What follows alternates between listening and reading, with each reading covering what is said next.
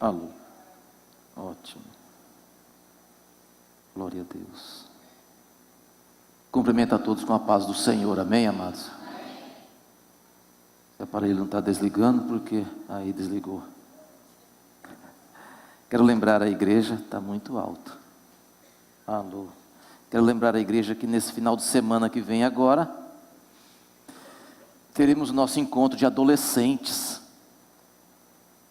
De 13 a 18 anos, né? É isso? Tem um vídeo aí? Cadê o Marcos? Tem um vídeo aí, Marco? Vamos ver o vídeo aí, vai.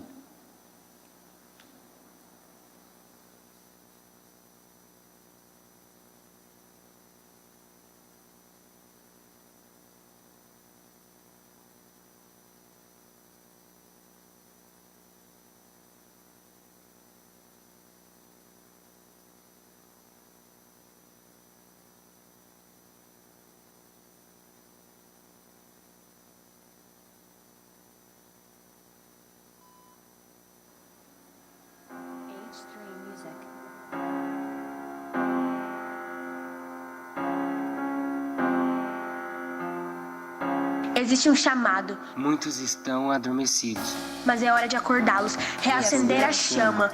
Muitos precisam ouvir a palavra de esperança, De vida, De salvação. Tudo à nossa volta muda e a cada instante novas escolhas surgem. Mas sempre, em todas elas, temos a chance de escolher o que é certo. Precisamos avançar. Precisamos acordar. Precisamos compartilhar o amor. Que Ele veio pregar. Jesus. Ele veio nos mostrar que como o homem lutou E venceu. Nos deixou um reino. para experimentar o extraordinário, viver o impossível Viver o bom. Perfeito. e agradável. Dia 8, 9 e 10 de junho. Um mover que vai mudar a tua vida. Para você, adolescente de 13 a 17 anos, Encontre com Deus. sua vida jamais será a mesma.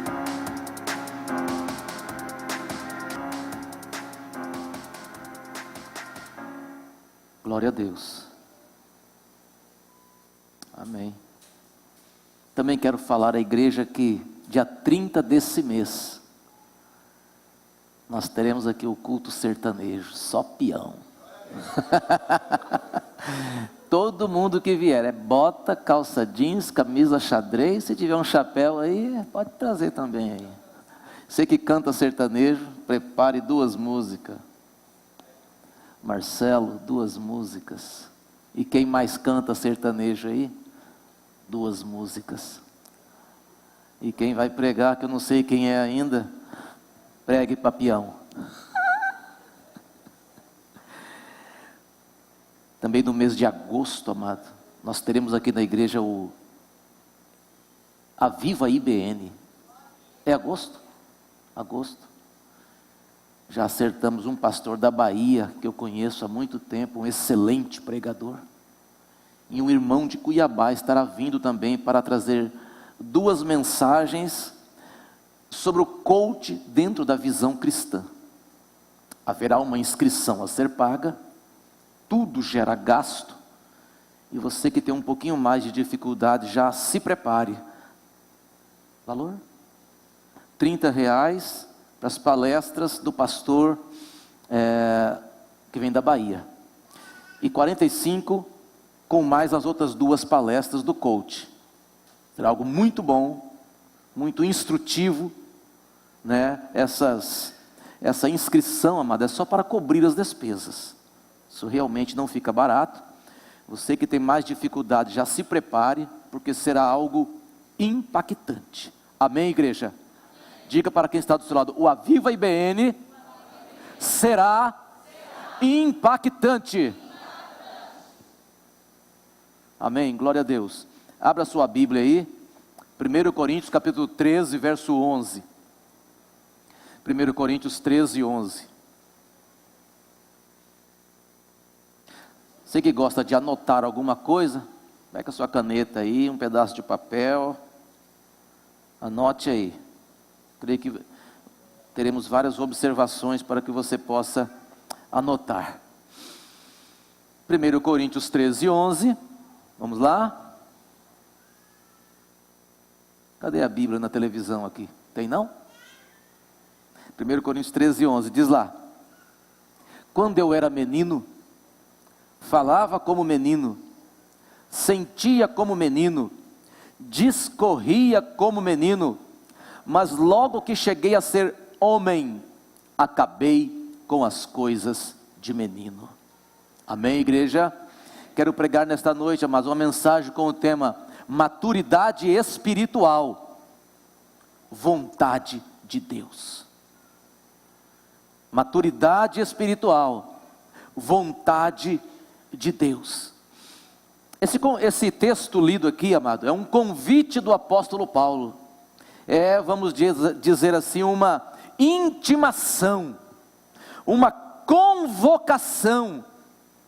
E ele nos chama aqui não é para um crescimento financeiro, físico, cultural, mas sim chamando a igreja para um crescimento espiritual. Até porque, amado, que tudo que nasce tem o seu desenvolvimento. Diga para quem está do seu lado aí, se você quiser dizer, tudo que nasce tem o seu desenvolvimento. E nós precisamos, amados, considerar que existe uma batalha travada. O reino espiritual é mais real de que possamos imaginar. Certa vez tinha um jovem prestando um exame para ser pastor. E uma pergunta muito simples, ele ouviu ali, falou bem assim, a pergunta para aquele jovem: você acredita que o diabo existe? Sinceramente, não acredito não. Candidato ao ministério pastoral, não acredito não. Aí no final do exame a comissão pensou, unge ele ou não unge? Ele não acredita que o diabo existe, vai ungir um homem desse a pastor? Aí um ancião ali falou bem assim, pode ungir ele, que alguns meses ele vai ver se o bicho existe ou não. Considerar, amado, que a nossa natureza adâmica, a nossa carne, sempre tentará nos afastar da presença de Deus. Sempre tentará nos afastar da presença de Deus. E esse é apenas um dos motivos que nós somos levados a entender que precisamos crescer na maturidade espiritual.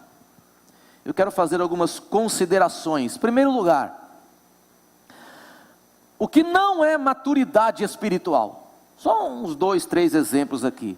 O que não é maturidade espiritual? Sair por aí fazendo a obra sem uma cobertura espiritual. Não é maturidade não. O que não é maturidade espiritual? Sair por aí, amados, atrás de profetas e de profecias para ver se Deus fala logo, para ver se Deus fala rápido. Sabe o que é isso, amado? Desespero. Ouvir e aceitar pregações e ensinamentos que hoje tem milhares por aí na internet. Ouvir e aceitar ensinamentos, mensagens, estudos, sem conferir dentro do Novo Testamento.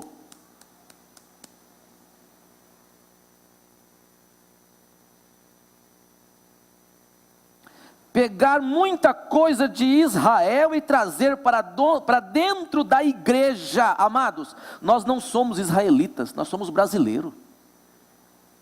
Nós não somos hebreus, nem judeus, nós somos igreja. Vejo muitos pregadores por aí usando aqueles panos assim de Israel, aquele negocinho na cabeça assim, dando uma de judeu. Amado, nós não somos judeu, nós somos igreja. Jesus disse, examinai as escrituras, porque vós cuidais ter nelas a vida eterna, e são elas que testificam de mim. Tem muita coisa no Antigo Testamento, amado, que não se encaixa no Novo e nem na vida da igreja. Existem alguns comportamentos também, atitudes, que podem sim atropelar, atrapalhar o nosso crescimento espiritual. E nós vamos pegar alguns exemplos de alguns personagens conhecidos, tanto do Antigo quanto do Novo Testamento. A Bíblia diz o seguinte, lá em 2 Reis, capítulo 11, verso 4, 5, 6. Porque sucedeu que no tempo da velhice de Salomão, suas mulheres lhe perverteram o coração para seguir outros deuses, e o coração de Salomão já não era igual o de Davi, seu pai. Salomão seguiu alguns deuses astarotes, Milcom. Assim fez Salomão o que parecia mal aos olhos do Senhor, e não perseverou em seguir ao Senhor como Davi seu pai. Davi tivera todos os seus erros, mas a Bíblia mostra que ele permaneceu servindo a Deus. E nesse contexto aqui, Salomão, que era filho de Davi, se desviou seguindo outros deuses, abandonou o Deus de Israel, saiu da fé monoteísta para a fé politeísta. Em outras palavras, deixou de adorar um Deus e passou a adorar vários deuses. E diz a Bíblia que o Senhor se indignou contra Salomão, porque desviara o seu coração do Deus de Israel, o qual já havia lhe aparecido 2 vezes. Alguém já viu algo sobrenatural aí, uma coisa sobrenatural que era Deus? Você viu isso? Você teve essa experiência? Eu acredito que não. Salomão tivera. Ele era um homem privilegiado, tivera essa profunda experiência de ver algo que representava Deus na frente dele. Nós não tivemos isso aqui. Ele teve, e ainda teve a competência de abandonar o Deus de Israel. Paulo escreve aos Coríntios: não vos prendais a um jugo desigual, como os infiéis. Aí ele pergunta, por quê? Que sociedade tem a justiça com a injustiça? E que comunhão tem a luz com as trevas? E que concórdia há entre Cristo e Belial, entre Cristo e o diabo? Ou que parte tem o fiel com o infiel? Amados, o apóstolo Paulo, a palavra de Deus nos chama para uma vida criteriosa. Em outras palavras, a vida cristã não é de qualquer jeito. A vida cristã, ela é criteriosa. Reforçando, existem certas sociedades, certos negócios que os servos de Deus devem evitar. Você acredita que eu vi lá em Cuiabá um irmão que era sócio de um motel? Dá para acreditar nisso? Um irmão sócio com um camarada que não servia a Deus, ambos eram sócios de um motel. Vamos orar para Deus mandar cliente para os motéis. Está vendo como não tem nexo um negócio desse, amado? Mas só que coisa. Vamos orar para Deus prosperar o irmão que é sócio do motel. Michael. Nossa maturidade, amado, nos leva a uma coisa. A nossa imaturidade nos leva a desprezarmos a palavra de Deus, nos leva à desobediência, e isso é uma brecha para que o espírito mundano comece a agir em nossas vidas. Paulo escreve o seguinte, olha só: e eu, irmãos, não vos pude falar como a espirituais, mas como a carnais, como a meninos em Cristo.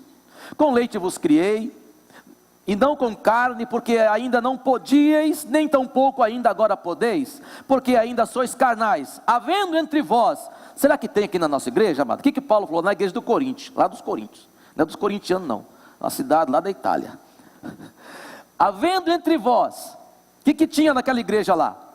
Invejas, contendas, dissensões, rachas. Não sois porventura carnais, e não andais segundo os homens naturais, porque dizendo, eu sou de Paulo, eu sou do fulano, eu sou do Beltrano, eu sou mais aquele, eu sou mais aquele, e tal, não sois porventura carnais. Quem é Paulo, quem é Apolos, não ministro pelos quais crestes, e conforme o que o Senhor deu a cada um? Eu plantei, Apolo regou, mas Deus dera o crescimento. O que Jesus falou numa outra parábola? Ele disse: sem mim nada podeis fazer. Tudo que você faz na obra, amado, coloque na dependência de Deus. Nem o que planta é alguma coisa, nem o que rega, mas Deus que dá o crescimento. Paulo escreve bem assim: porque nós somos cooperadores de Deus. Amado, tudo que você vê dentro de uma igreja que está gerando partidarismo, que está gerando facções, cuidado, amado, fique atento, diga não. Diga não. Nossa imaturidade, olha só, nos leva também a misturarmos as coisas, misturarmos elementos, misturarmos crenças populares com o Evangelho. Paulo escreve o seguinte: e ele, Deus, deu uns para apóstolos, outros para profetas, outros para evangelistas, outros para pastores e doutores. Para quê? A própria Bíblia responde isso. Para quê que Deus fez isso? Querendo o aperfeiçoamento dos santos para a obra do ministério, para a edificação do corpo de Cristo, até que todos cheguemos à unidade da fé e ao conhecimento do Filho de Deus, a varão perfeito, à medida da estatura completa de Cristo. E continua: para que não sejamos mais meninos inconstantes, levados por todo vento de doutrina, e pelo engano dos homens que com astúcia enganam fraudulosamente. Eu quero fazer aqui 10 considerações, que às vezes a igreja peca, nós pecamos, mas compensa considerarmos o que vou dizer aqui agora. Filho de salvo não é salvinho.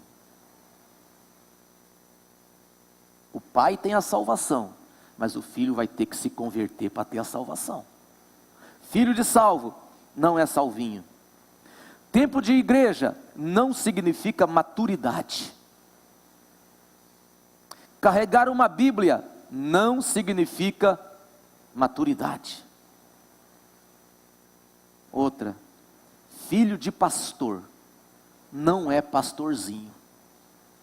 E às vezes a igreja peca nesse contexto, cobra demais do filho dos filhos de pastor, como se eles fossem obrigados a ter a mesma postura que o pastor tem. Nada a ver, amado. Criança, adolescente, ele vive o mundo deles, e o adulto vive o mundo do adulto. Filho de pastor não é pastorzinho.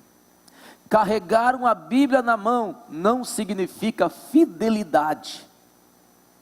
Orar em línguas não significa fidelidade nem maturidade. Somos a favor, ore em línguas, a Bíblia ensina, a Bíblia incentiva, é por aí o caminho, mas orar em língua não significa fidelidade e nem maturidade. Uma outra observação: chorar por problemas de ordem emocional também não significa nem maturidade nem espiritualidade. Uma outra consideração: tempo de igreja não significa ser salvo. Exercer cargo na igreja também não garante que a pessoa seja salva. Ué, mas pode um perdido exercer um cargo na igreja? Um dos 12, quem era? Um dos 12 apóstolos, quem era? Judas. Um dos 12. Então, mas exercer cargo na igreja não garante que a pessoa seja salva. O camarada não era nem pastor, nem presbítero, era apóstolo.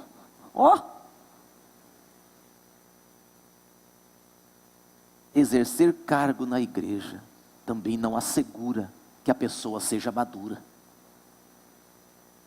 Quem está no processo de crescimento tem um foco. Quem está no processo de crescimento não perde o foco.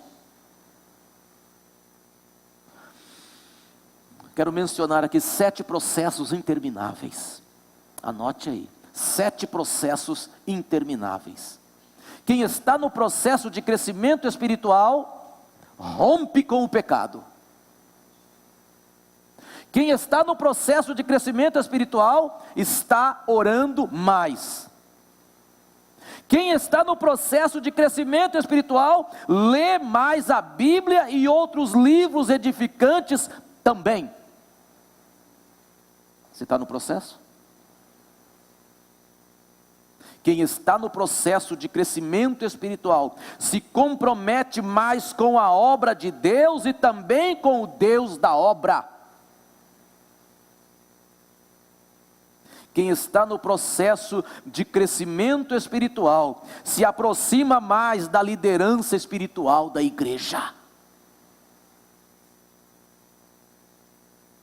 Quem está no processo de crescimento espiritual, fica mais tempo a sós com Deus. Você está no processo? Sim ou não? Responda só para você. Quem está no processo de crescimento espiritual, busca intensamente e continua buscando o enchimento do Espírito.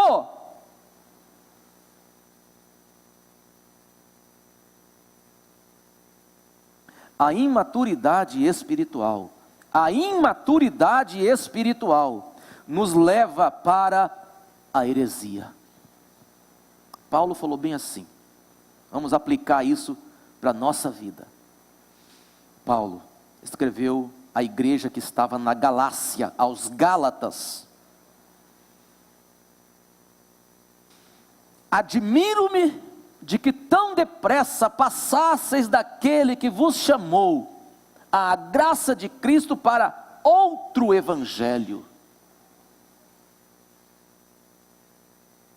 o qual não é outro, mas há alguns que vos inquietam e querem transtornar o evangelho de Cristo.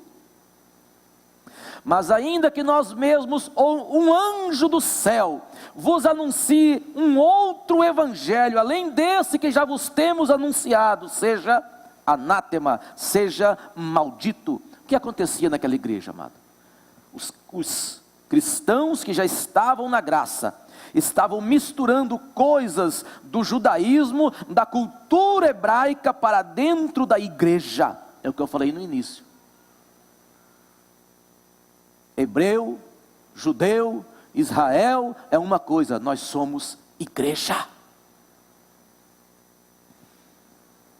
Quero fazer 8 considerações dentro desse contexto sobre heresia. 8 considerações. E eu creio que a grande maioria vai concordar comigo. Por exemplo, a fé cristã não precisa de mais um outro livro sagrado. Para quê? Só a Bíblia já é suficiente. Uma outra consideração: a fé cristã não precisa de novas práticas religiosas.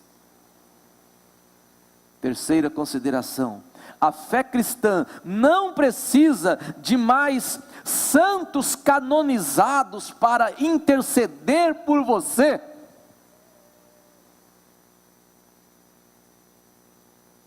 Quarta consideração: Cristo é o único mediador entre Deus e o homem. Único. Outra: a obra da cruz, ou melhor, a obra de Cristo na cruz do Calvário foi completa.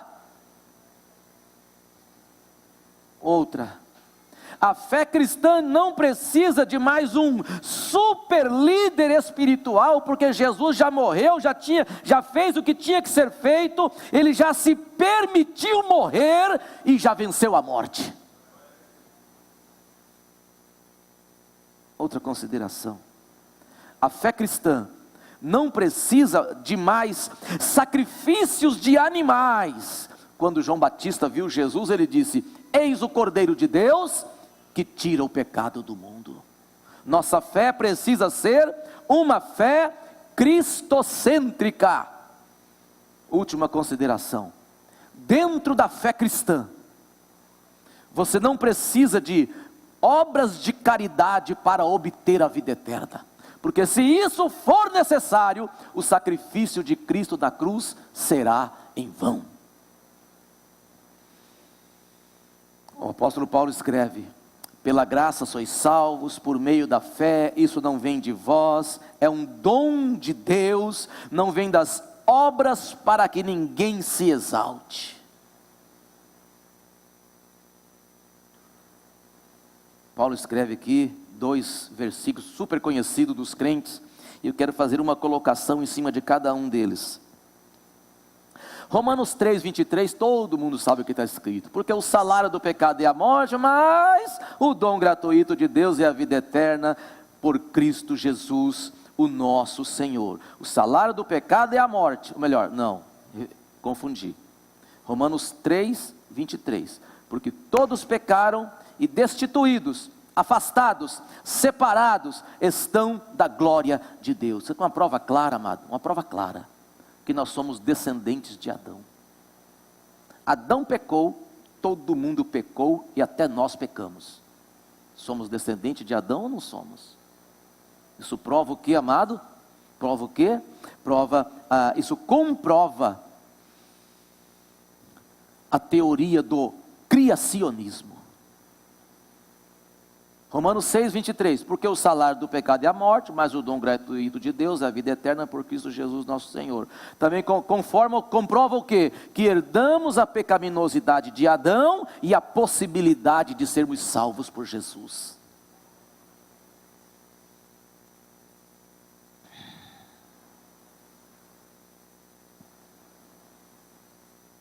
O que eu tenho falado até agora, amado, é para que haja clareza sobre maturidade espiritual, sobre a realidade da fé cristã. Provérbios 4, 18 ao 24 diz bem assim: mas a vereda do justo é como a luz da aurora, que vai brilhando mais e mais até ser dia perfeito.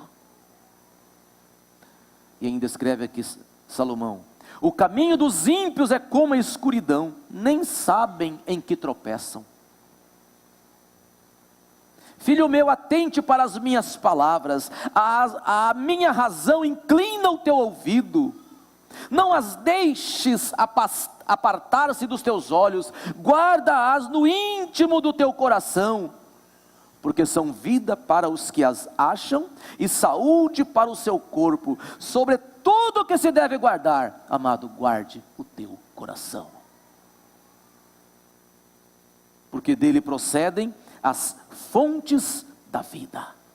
E Salomão ainda continua escrevendo aqui: desvie de ti a falsidade da boca, e afaste de ti a perversidade dos lábios. Aqui na nossa igreja não tem fofoqueira, amém, igreja? Mas tem sim.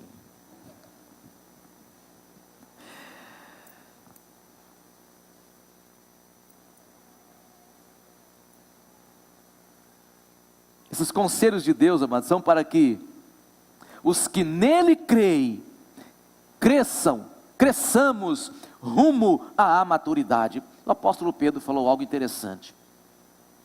Olha só, para quem que ele falou isso aqui? Para a igreja, para crente.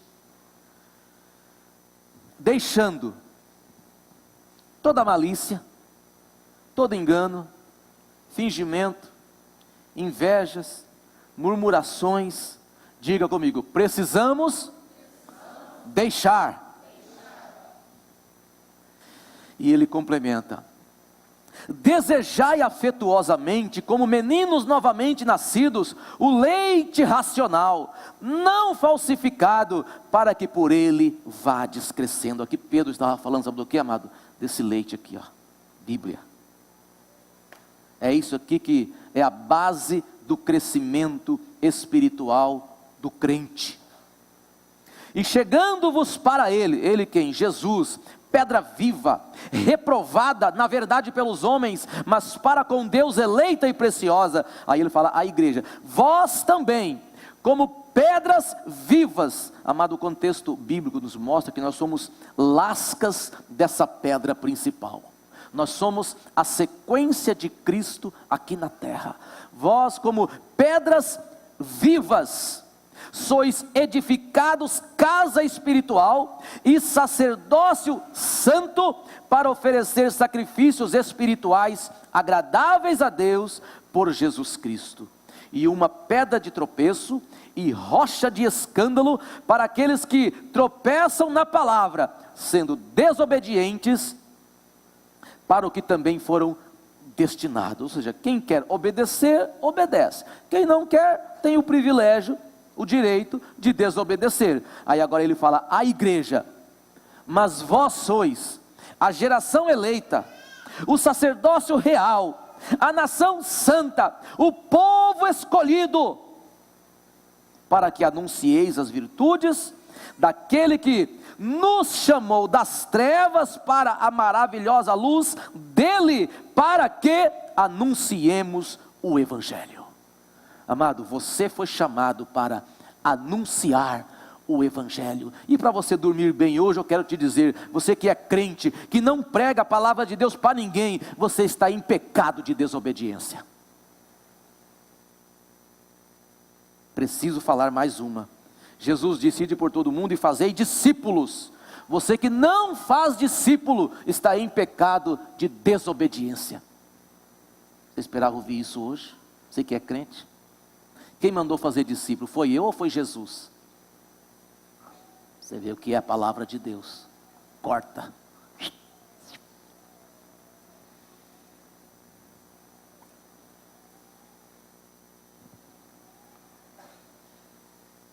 Sete e 20, está cedo ainda, até meia-noite, tá bom.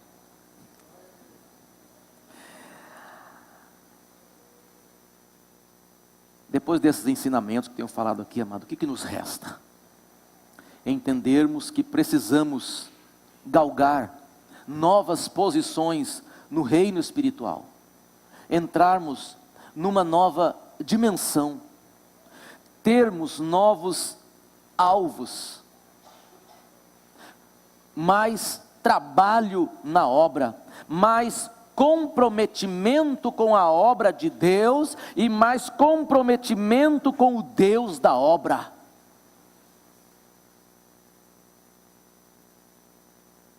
Uma coisa que eu acho muito aprazível dizer, você pode dizer para quem está do seu lado, e eu tenho prazer em dizer para você que trabalha comigo: nós não fazemos a obra de homens. Nós não trabalhamos para homens, nós não fazemos a obra de homens. Essa obra que nós fazemos, amado, dentro do reino de Deus, é uma obra que só o salvo faz, só o transformado pelo poder de Deus faz, só aquele que já é igreja faz. Então nós não trabalhamos para homens, nós trabalhamos para aquele que morreu na cruz e ressuscitou ao terceiro dia. Aleluia! O que Pedro escreve aqui agora? Antes de tudo isso, crescei na graça e no conhecimento de nosso Senhor e Salvador Jesus Cristo. Crescei na graça e no conhecimento. Crescer na graça, amado, é você entender o plano de Deus para resgatar o homem de volta para Deus, de volta para si mesmo, e você fazer parte desse plano. Isso é crescer na graça, você fazer parte deste organismo espiritual chamado corpo de Cristo. E isso foi profetizado há 700 anos antes de Jesus. O que o profeta Isaías escreveu? Os mais dinossauros da igreja, Isaías 53, lembram. Quem deu crédito à nossa pregação, e a quem se manifestou o braço do Senhor? Como raiz de uma terra seca, não tinha beleza e nem formosura, e olhando nós para ele, nenhuma beleza víamos. Aqui o profeta está profetizando aqueles últimos momentos do início do carregar a cruz até a ressurreição do próprio Jesus. Naquele contexto ali diz a Bíblia que ele havia carregado sobre ele todas as nossas enfermidades e todos os nossos pecados. Todos estas coisas que fica até difícil para dar nome aqui agora, tudo isso que não presta estava no corpo de Jesus, e por isso a Bíblia diz: não tinha parecer nem formosura, olhando nós para ele, nenhuma beleza víamos. Foi nesse momento que isso se cumpriu nele.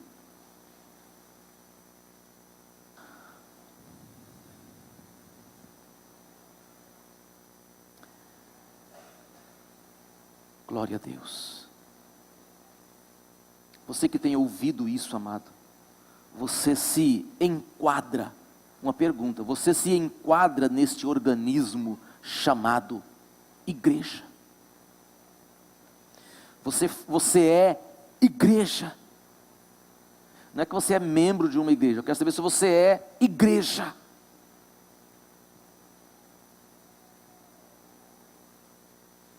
É importante salientar o que Paulo escreveu a respeito do povo de Israel, fazendo uma comparação com a igreja. Quem age em nós? O Espírito Santo. Não somos movidos pelo achismo, pelo senso comum, por filosofias, ainda que algumas possam ser boas, mas não somos movidos por isso. Não somos movidos também por crenças populares. A Bíblia diz que depois que a pessoa recebe Jesus como Salvador, o Espírito Santo mora naquela pessoa e nos convence do pecado, da justiça e do juízo. Do pecado, que somos herdeiros de Adão e que somos pecadores. Da justiça, que Cristo é a nossa justiça. Sem Cristo não seremos justificados.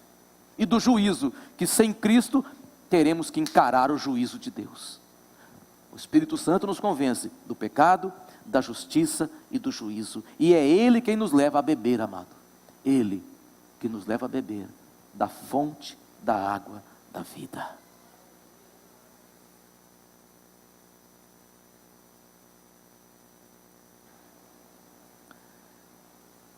Paulo escreve: todos foram batizados em Moisés na nuvem do mar, todos comeram de uma mesma comida espiritual e beberam todos de uma mesma bebida espiritual, porque a pedra espiritual que os seguia era Cristo. Mas Deus não se agradou da maior parte dele, por isso que muitos ficaram prostrados no deserto, ou seja, morreram e foram ficando o deserto para trás.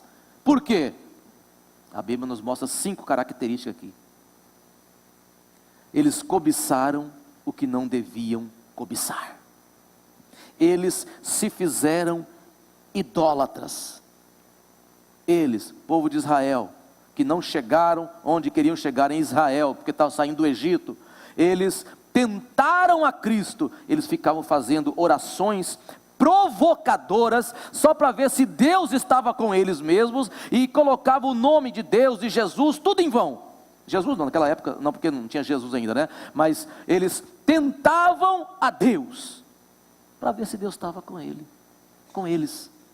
Outra coisa que atrapalhou eles de entrarem, de chegar onde queriam chegar em Israel: e não murmureis. Eles viviam murmurando o tempo todo, amado, no ouvido de Moisés. Ah, que saudade dos melões do Egito. Oh, que saudade das melancias do Egito. Oh, que saudade disso, daquilo. Você tem saudade do Egito, irmão? Falando para crente aqui. Você tem saudade do Egito? Eu não tenho, não. Eu não tenho saudade do Egito, não. Egito para mim é mundo do pecado. Os irmãos sabem o que significa isso. Egito é mundo do pecado.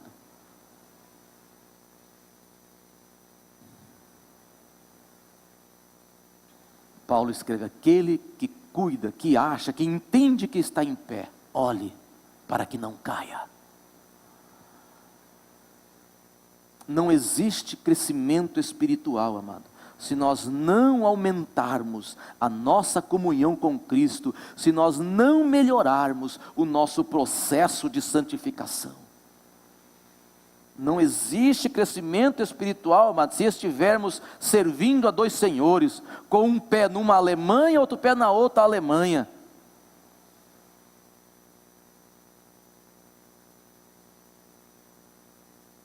Não existe crescimento espiritual se estivermos servindo a 2 senhores.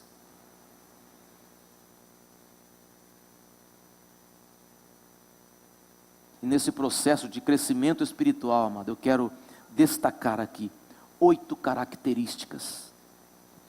Nesse processo de crescimento espiritual, eu quero destacar 8 características daquela pessoa que está dentro do processo, ou querendo entrar nesse processo, ou que já provou esse processo e continua provando. Primeira característica das 8: a pessoa vive em amor de verdade. Segunda, a pessoa evangeliza com autoridade. Terceira, a pessoa busca os dons espirituais. Quarta, a pessoa abandona as obras da carne. Quinta, a pessoa pratica a leitura de bons livros que vão nos ajudar nessa edificação. Sexta, a pessoa se torna um canal de bênçãos. Sétima, a pessoa adora a Deus constantemente. E oitavo, a pessoa busca o revestimento de poder que só o Espírito Santo dá para a igreja.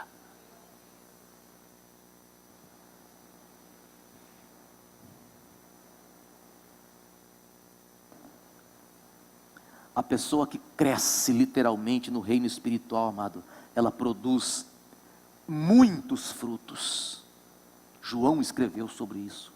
A pessoa que cresce no reino espiritual produz muitos frutos.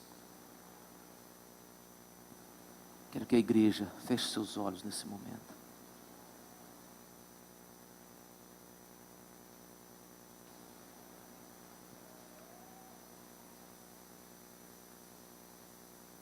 Pai, te louvamos porque existem níveis, existem processos que nós passamos, e depois tem outros, e depois tem outros, e depois tem outros. Te louvamos porque o Senhor tem nos conduzido ao crescimento, a desfrutarmos mais e mais da fonte da água da vida, a conhecermos um pouco mais daquilo que o Senhor tem para a igreja. Mas nesse momento, prezado ouvinte, eu faço um apelo a você, você que se desviou e entende que precisa voltar. É o momento.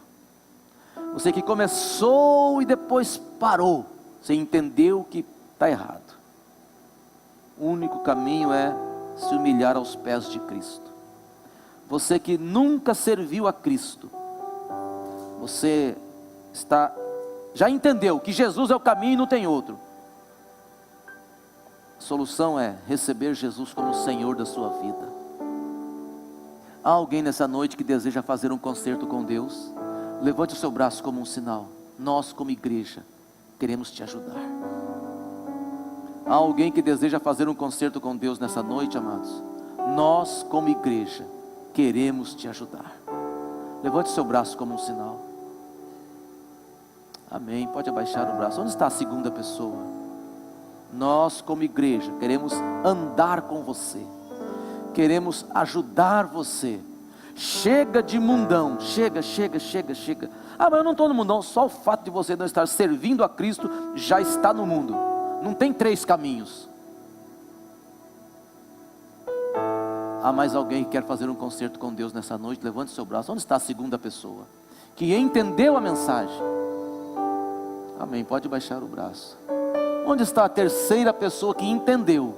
Chega de mundo, eu quero é Jesus. Ele é a verdade. Só Ele preenche o mais profundo dos corredores escuros do coração do homem. Só Jesus penetra naquele lugar.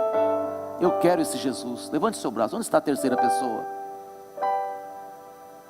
Onde está a quarta pessoa nessa noite? Que entendeu. Chega de vida vazia. Chega de vida vazia, chega. Há uma frase na psicologia que diz bem assim: de onde viemos, quem somos, para onde vamos. Eu não tenho dúvida nenhuma quanto a isso. Eu sei de onde eu vim, o que eu faço, o que eu sou e para onde eu vou, porque eu tenho Jesus. Ele é o caminho, eu sei para onde eu vou. Ele é o caminho, eu sei para onde eu vou. Onde está a quarta pessoa nessa noite? Levante teu braço como um sinal. Um homem, uma mulher, um jovem, um adolescente. Estou te dando essa oportunidade porque eu sei o que eu estou fazendo. Há mais alguém que quer fazer um concerto com Deus? Levante o seu braço como um sinal. A igreja quer andar com você. A igreja quer te ajudar. A igreja sabe para onde vai porque ela conhece o caminho. Há mais alguém nessa noite?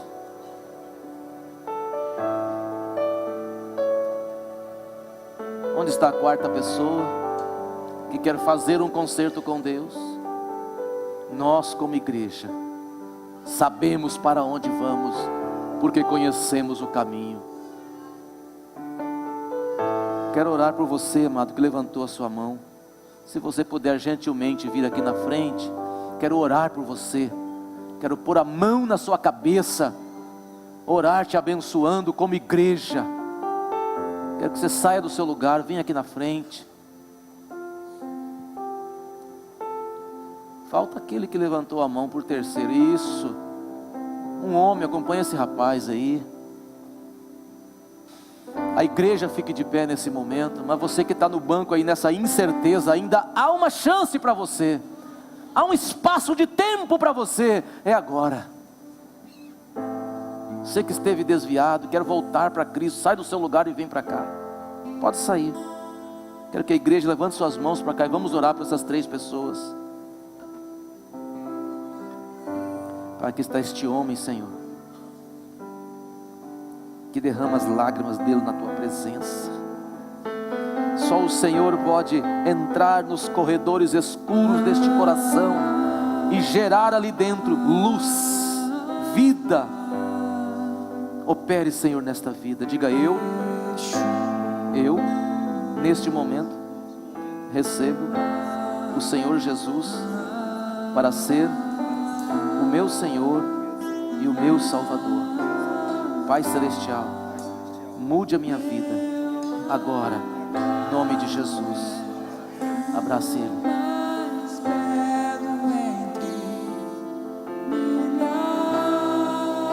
Diga: eu nesse momento recebo o Senhor Jesus para ser o meu Senhor e o meu Salvador. Pai Celestial, mude a minha vida. Entre nos corredores do meu coração e coloque luz. Diga: eu neste momento recebo o Senhor Jesus para ser o meu Senhor e o meu Salvador. Entre agora, Senhor, nos corredores do meu coração e coloque ali luz, vida, em nome de Jesus. Amém. Abrace ela. Alguém pegue os nomes. A igreja canta ao Senhor ainda de pé.